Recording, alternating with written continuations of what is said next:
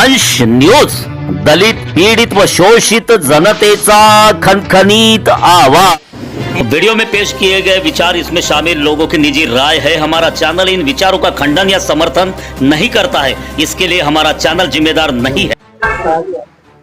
सगळ्यात प्रथम तर सगळ्यांना जय शिवराय, जय ज्योतिबा आणि जय भीम सगळ्यांना आणि जय संविधान।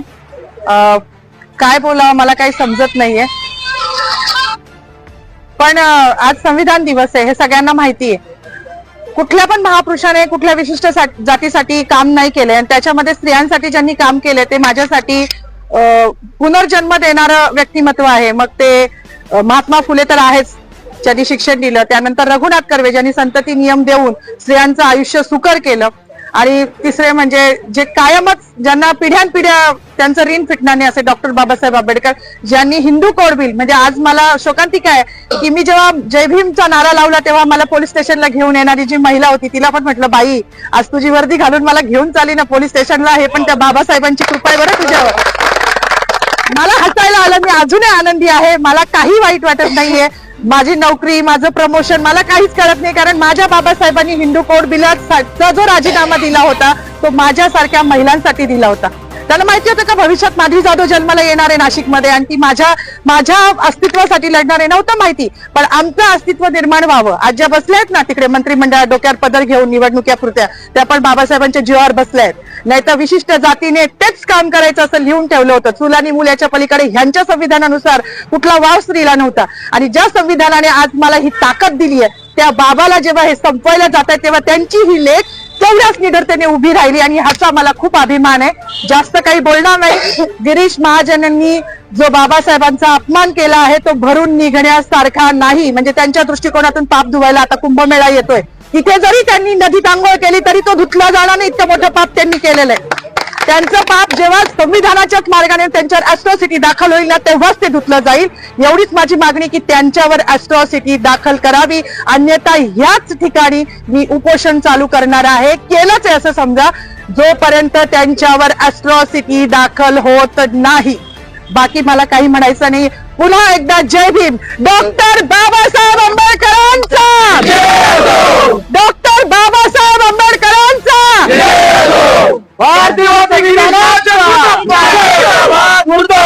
गिरीश महाजन मुर्दाबाद, संविधान जिंदाबाद, लोकशाही जिंदाबाद, हिटलरशाही मुर्दाबाद।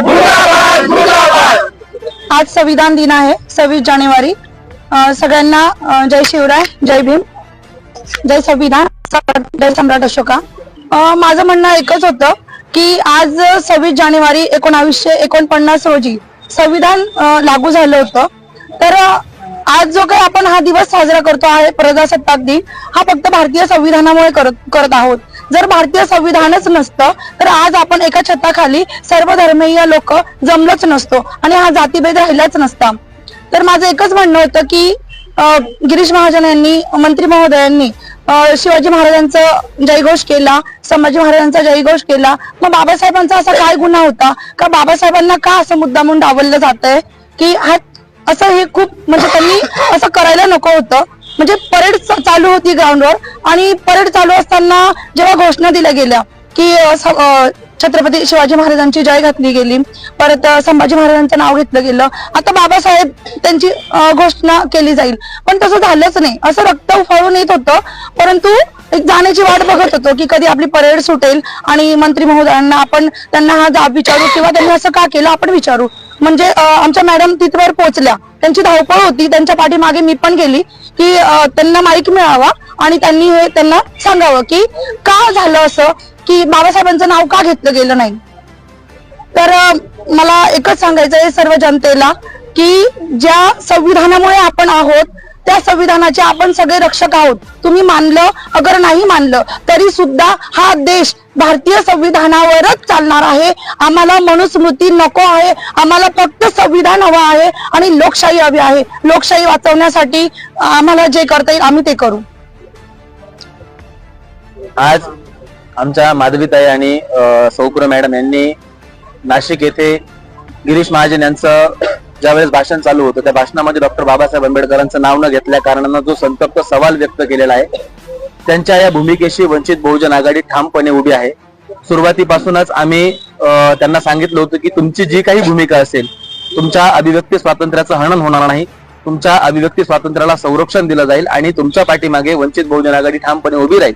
या संपूर्ण घटनेमध्ये आतापर्यंत सरकारवाडा पोलीस स्टेशनला त्यांना बसवण्यात आलं होतं. का बसवण्यात आलं होतं, कुठल्या ऍक्ट खाली बसवण्यात आलं होतं, त्याचा संदर्भ काय आहे, त्यांच्या अंगावरती वर्दी आहे, त्या सुद्धा या देशाच्या, या महाराष्ट्राच्या कर्मचारी आहेत, सरकारच्या कर्मचारी आहेत.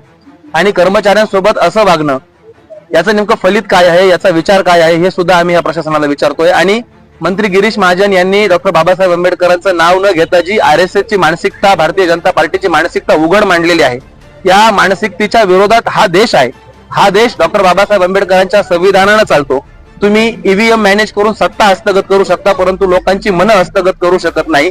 आणि हा रोष तुम्हाला रस्त्यावरती, हा रोष तुम्हाला आंदोलनात, हा रोष तुम्हाला तुमच्या भाषणांच्या वेळी असाच दिसला जाईल. आणि गिरीश महाजन यांना ओपन चॅलेंज आहे, तुम्ही नाशिकचे पालकमंत्री नाही आहात, तुम्ही त्या आविर्भावामध्ये राहू नका. तुम्ही कुंभमेळा मंत्री आहात, तुम्ही बिनमुलाय मेहमान आहात. तुम्ही नाशिकमध्ये वृक्षतोड केली, नाशिककरांनी सहन करायचा प्रयत्न केला. तुम्ही नाशिकचे हाल जळगाव सारखे करायचे प्रयत्न केले, नाशिककरांनी सहन करायचा प्रयत्न केला. परंतु आता नाशिककर तुमच्या या महाचुकीला, घोड चुकीला विसरणार नाही आहेत. तुम्ही डॉक्टर बाबासाहेब आंबेडकरांचा अपमान केलेला आहे. गिरीश महाजन, तुम्ही नाशिक सोडून परत जळगावला जा. आम्हाला दुसरा कुंभमेळा मंत्री द्या. गिरीश महाजनांनी या मंत्रिपदाचा राजीनामा दिला पाहिजे. आणि आम्ही नाशिक जिल्हा कायद्याचा बाल्यकिल्ला म्हणणाऱ्या संदीप कर्णिक साहेबांनाही आव्हान करतो की तुम्ही कोणत्याही गृहमंत्र्याच्या दबावाखाली नाही येता, मंत्रिमंडळाच्या दबावाखाली नाही येता. हा तमाम दलितांचा, तमाम आंबेडकरी प्रेमींचा अपमान आहे. या अपमानाच्या ऍक्ट नुसार तुम्ही अनुसूचित जाती जमाती प्रतिबंध कायद्याच्या अनुसार गिरीश महाजनवरती गुन्हा दाखल केला पाहिजे. आणि हीच मागणी या दोन्ही कर्मचाऱ्यांची आहे. आणि या मागणीला वंचित बहुजन आघाडीचा पूर्णपणे पाठिंबा आहे. जर सरकारी कर्मचारी म्हणून त्यांच्यावरती कुठल्याही प्रकारचा दबाव आणण्याचा प्रयत्न केला तर आम्ही हे प्रकरण सरळ आदरणीय बाळासाहेब आंबेडकर यांच्या कोर्टामध्ये नेऊ आणि तिथून आम्ही न्याय मिळवून आणू. धन्यवाद.